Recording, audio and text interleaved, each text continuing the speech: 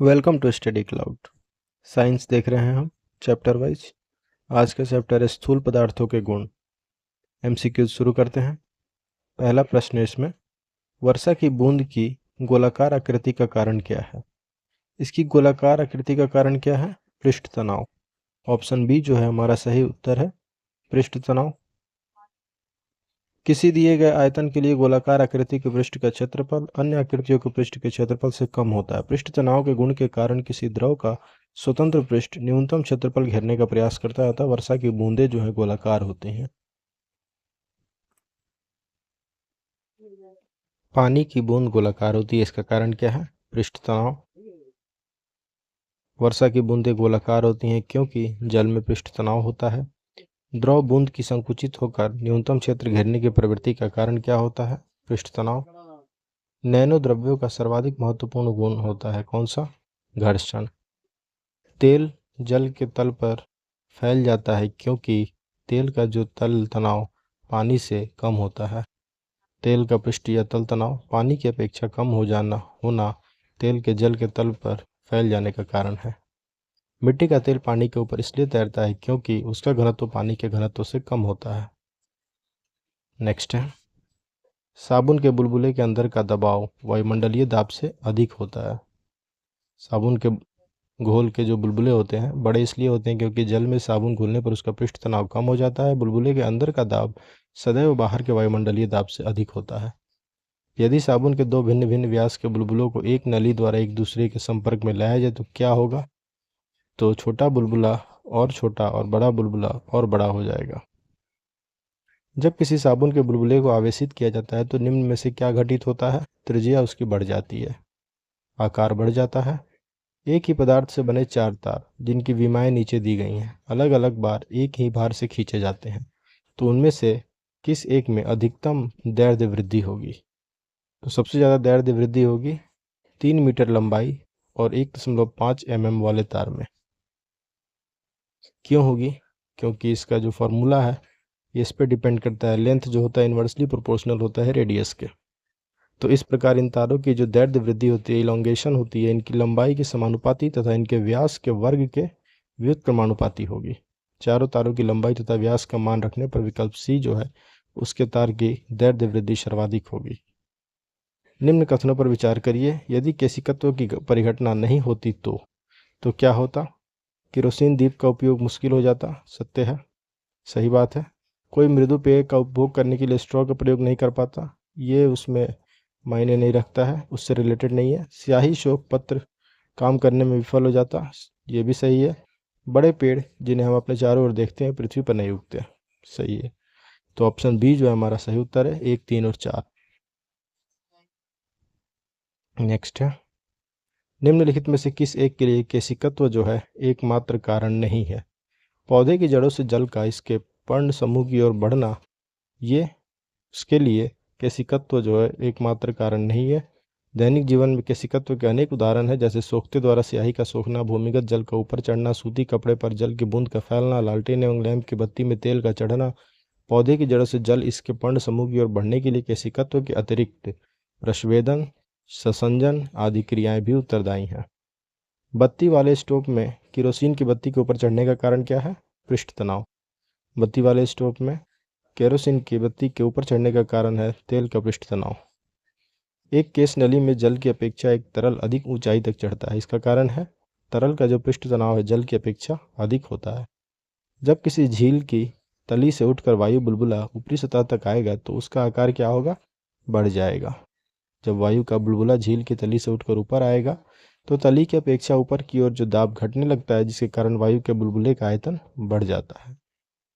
ताप बढ़ने के साथ द्रव की श्यानता पर क्या असर होता है? श्यानता घटती है। विस्कोसिटी जो है दाब बढ़ने के साथ घट जाती है, ताप बढ़ने के साथ टेम्परेचर से।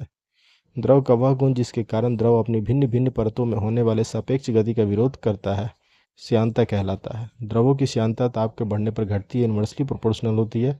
यही कारण है कि जून माह में शीरा जनवरी माह की तुलना में कम श्यान होता है। सबसे ज़्यादा श्यानता होती है किसमें? शहद की। हवाई जहाज से यात्रा करते समय पेन की स्याही निकलने लगती है, क्यों? क्योंकि वायुदाब में कमी हो जाती है। नेक्स्ट है, ऑटोमोबाइल्स के हाइड्रोलिक ब्रेक के कार्य करने का सिद्धांत क्या है? पास्कल का नियम। पास्कल के नियम पे काम करती है। मोबाइल तथा ऑटोमोबाइल ने भारतीयों, विशेष रूप से ग्रामीण क्षेत्रों के लोगों के सामाजिक जीवन में निम्नलिखित में से किसके संबंध में क्रांति ला दी? लोगों के आवागमन के संबंध में, लोगों के जुड़ाव के संबंध में, लोगों की संवेदनशीलता के संबंध में। तो ऑप्शन ए और बी सही है, लोगों के आवागमन के संबंध में, केवल 1 और 2। बैरोमीटर पवन में अचानक गिरावट हो जाने से निम्नलिखित में से कौन सी एक मौसम दशा इंगित करती है? अगर बैरोमीटर के पठन में अचानक से गिरावट आती है तो इसका मतलब है कि तूफानी मौसम है।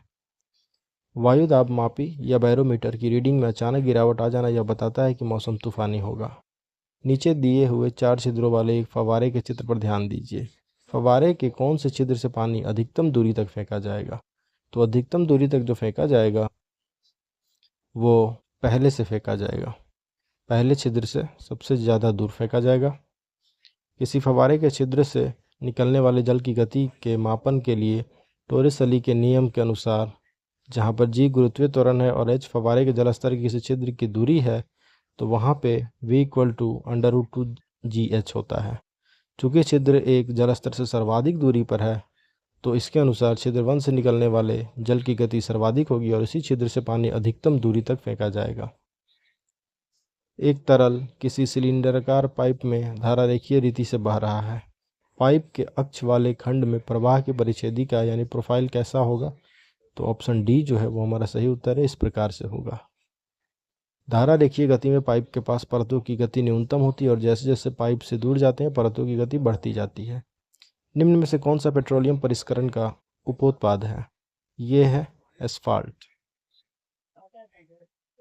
नेक्स्ट है, कड़े जाड़े में झील की सतह हिम शीतित हो जाती है किंतु उसके तल में जल द्रव अवस्था में बना रहता है। यह किस कारण से होता है? चूँकि जल की सघनता जो है 4 डिग्री सेंटीग्रेड पर अधिकतम होती है, इसलिए ऐसा होता है। 4 डिग्री सेंटीग्रेड पर जल का आयतन न्यूनतम तथा घनत्व अधिकतम होता है। झीलों एवं नदियों की केवल ऊपरी सतह के जमने में पानी की अनियमित प्रसार की महत्वपूर्ण भूमिका होती है। जाड़े के दिनों में वायुमंडलीय तापमान 0 डिग्री सेंटीग्रेड से कम हो जाने पर झीलों और नदियों की ऊपरी सतह ठंडी होने लगती है। जब सतही जल का तापमान 4 डिग्री सेल्सियस पहुंचता है तब वह अधिकतम घनत्व के कारण नीचे बैठ जाता है और नीचे के परत में विद्यमान जल को ऊपर की ओर विस्थापित कर देता है। यह प्रक्रिया तब तक चलती रहती है जब तक संपूर्ण जल का तापमान 4 डिग्री सेल्सियस नहीं हो जाता। अंततः जब जल का तापमान 4 डिग्री सेल्सियस से कम होने लगता है तो उसका घनत्व कम होने लगता है, परिणाम स्वरूप सतही जल नीचे विस्थापित नहीं होता। सतही जल 0 डिग्री सेल्सियस पर जम जाता है जबकि सतह के नीचे विद्यमान जल का तापमान 4 डिग्री सेल्सियस ही रहता है। झील की ऊपरी हिमशीतित सतह ऊष्मारोधी का कार्य करती है तथा जल में विद्यमान ऊष्मा को बाहर नहीं जाने देती। शीतकाल में जब झील की ऊपरी सतह का पानी बर्फ में बदल जाता है फिर भी जलीय जंतु जीवित रहते हैं क्योंकि पानी का घनत्व 4 डिग्री सेल्सियस पर सबसे अधिक होता है, जिससे बर्फ की ऊपरी सतह के नीचे पानी रहता है। बर्फ जमी झील के अंदर मछलियां जीवित रहती हैं क्योंकि झील की तली पर जल जो है जमता नहीं है। वस्तु की मात्रा बदलने पर अपरिवर्तित क्या रहेगा? उसका घनत्व अपरिवर्तित रहेगा। वस्तु का घनत्व उसके द्रव्यमान तथा आयतन के अनुसार उनके अनुपात पर निर्भर करता है। Density equal to mass by volume होता है, तो ये डिपेंड करता है उनके मास पे और वॉल्यूम पे। पानी का अपेक्षित घनत्व सर्वाधिक निम्न ताप पर होता है, कितने पर? 4 डिग्री सेल्सियस पे। किस ताप पर पानी का घनत्व मैक्सिमम होता है, अधिकतम? 4 डिग्री सेल्सियस पे। जल का अधिकतम घनत्व होता है कितने केल्विन पे? तो सेल्सियस में तो 4 डिग्री है, परंतु केल्विन में 4 डिग्री सेल्सियस में 273 ऐड हो जाएगा तो 277 केल्विन हो जाएगा। सही उत्तर है हमारा 277 केल्विन। लोहे का एक गोला पारद पर तैरता है किंतु पानी में डूब जाता है। कारण है लोहे का अपेक्षित घनत्व जो है पारद के अपेक्षित घनत्व से अधिक होता है। तो यहाँ पर जो है कथन सही है परंतु कारण इसका गलत दिया हुआ है। लोहे का गोला पारद यानी मरकरी पर तैरता है किंतु पानी में डूब जाता है। इसका कारण यह है कि पारद का अपेक्षित घनत्व जो है लोहे के अपेक्षित घनत्व से अधिक होता है जबकि पानी का लोहे से कम होता है। अतः कथन ए सही है परंतु आर जो है वो गलत है। लोहे की कील पारे पर क्यों तैरती है जबकि वह पानी में डूब जाती है? चूँकि लोहे का घनत्व पानी से अधिक है पर पारे से कम है। एक सुई पानी में डूब जाती है जबकि लोहे से बना जहाज पानी में तैर जाता है। क्यों ऐसा होता है? क्योंकि सुई का जो अपेक्षित घनत्व है उसके द्वारा हटाए हुए पानी के अपेक्षित घनत्व से अधिक होता है, इसलिए वो डूब जाती है और जहाज उस पर तैरता है। लोहे की सुई पानी की सतह पर किस कारण से तैरती रहती है? पृष्ठ तनाव के कारण। जब कुएं से पानी की बाल्टी को ऊपर खींचते हैं तो हमें महसूस होता है कि बाल्टी जो है पानी की सतह से ऊपर भारी हो गई है। एक भारहीन गुब्बारे में 200 ग्राम जल भरा गया है, इसका जल में भार होगा कितना? 0। मथने के पश्चात क्रीम का दूध से पृथक हो जाने का कारण क्या है? अपकेंद्रीय बल। बादलों के वायुमंडल में तैरने का कारण उनका कम होता है? घनत्व, इसलिए वो तैरते हैं। निम्नलिखित में से कौन सा तत्व सबसे पहले कृत्रिम रूप से उत्पादित किया गया था? टेक्नीशियम। टेक्नीशियम एक रासायनिक तत्व है जिसका परमाणु क्रमांक 43 है। टेक्नीशियम कृत्रिम रूप से उत्पादित प्रथम तत्व है। वर्ष 1937 में इस तत्व का सर्वप्रथम निर्माण किया गया था। समुद्र में प्लवन करते हुए आइसबर्ग का कितना भाग समुद्र की सतह से ऊपर होता है? तो 1/9 भाग जो है वो समुद्र की तल से ऊपर होता है, समुद्र की सतह से। शुद्ध जल में बर्फ में परिवर्तित होने पर 4 डिग्री सेल्सियस ताप पर बर्फ का घनत्व जल के घनत्व का 1/9 हो जाता है। अतः शुद्ध जल में बर्फ का 90% भाग पानी के अंदर और 10% भाग पानी के बाहर होना चाहिए। आर्कटिक एवं अंटार्कटिक महासागर में प्लावी बर्फ दिखाई पड़ती है। जल के ऊपर बर्फ का केवल 1/9 भाग हम देख पाते हैं। प्लावी बर्फ का 8/9 भाग जो है जल की सतह के अंदर बना रहता है, क्योंकि समुद्र जल लवणीय होता है, लेकिन इससे निर्मित बर्फ लवणीय नहीं होती, वह शुद्ध होती है। चूंकि प्रश्न में समुद्र में प्लवन करते हुए आइसबर्ग का सतह के ऊपर का भाग पूछा गया है, तो विकल्प हमारा जो है ए सही होगा। 1/9 भाग ही ऊपर रहता है और 8/9 भाग जो है वो नीचे रहता है। पानी की एक गिलास में एक बर्फ का टुकड़ा तैर रहा है। जब बर्फ पिघलती है तो पानी के स्तर पर क्या प्रभाव होगा? उतना ही रहेगा। आर्किमिडीज के अनुसार वस्तु अपने भार के बराबर ही द्रव में स्थान घेरती है, अतः आयतन में कोई परिवर्तन नहीं होगा।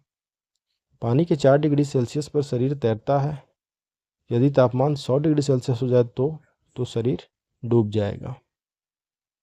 समुद्र में नदी की अपेक्षा तैरना आसान होता है। क्यों होता है?